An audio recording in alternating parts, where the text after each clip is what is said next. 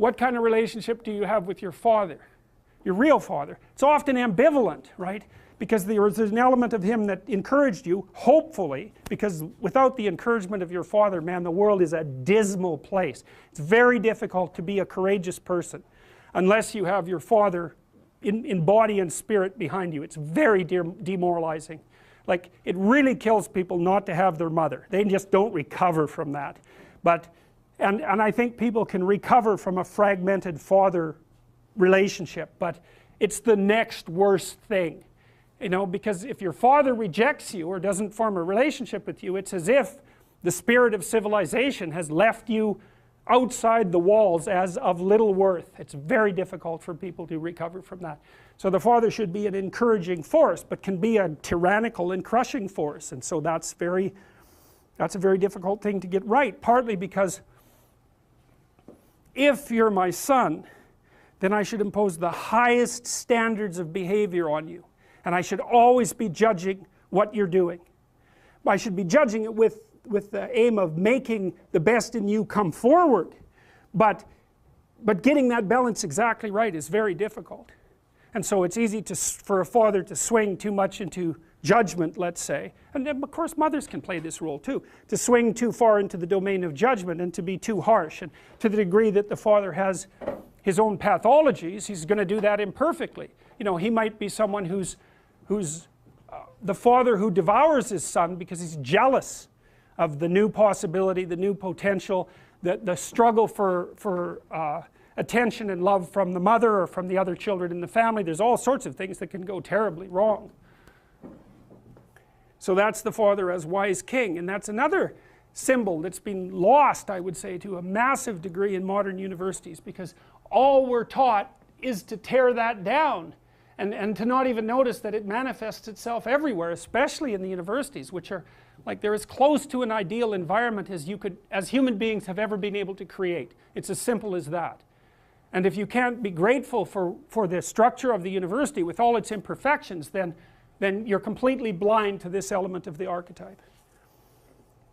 And that's the opposite of it. That's the son that devours, the king that devours his own son. That's a tyrant.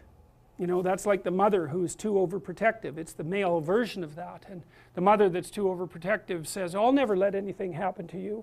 It's like, well, maybe you actually want to have something happen to you.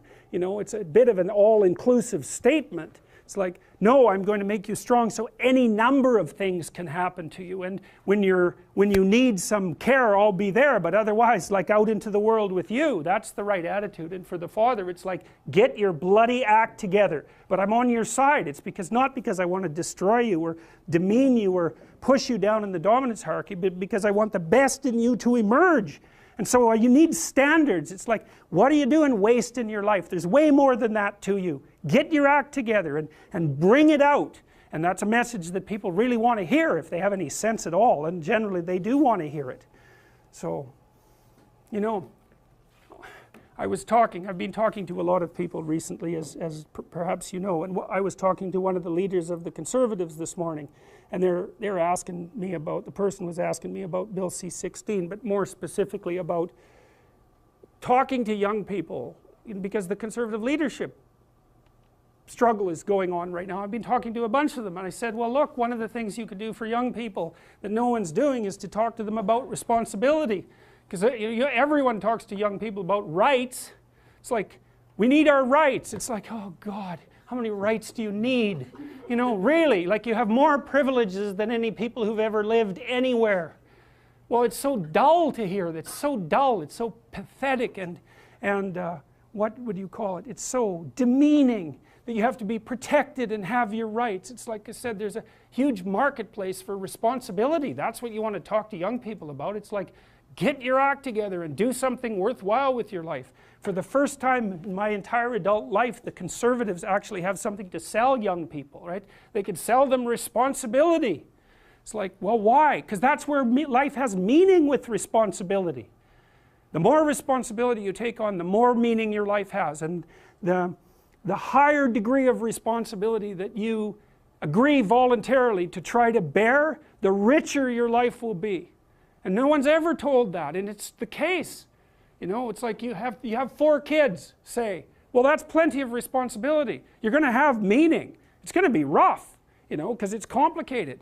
You have a complicated job and you try to help the careers of the people around you. You try to solve tough problems and aid suffering and do all of that. It's like, it's weight, it's responsibility, but there's glory in it. There's real glory in it. There's deep meaning in it. And young people are starving for that because no one ever tells them that. It's like, you're way more than you think, man. Stand up, do something difficult. Do something difficult and heroic, right? Burst out of your bonds. It's like, that's a good message. It's a necessary message because we have to be more than we are, because if we aren't, we're not going to survive.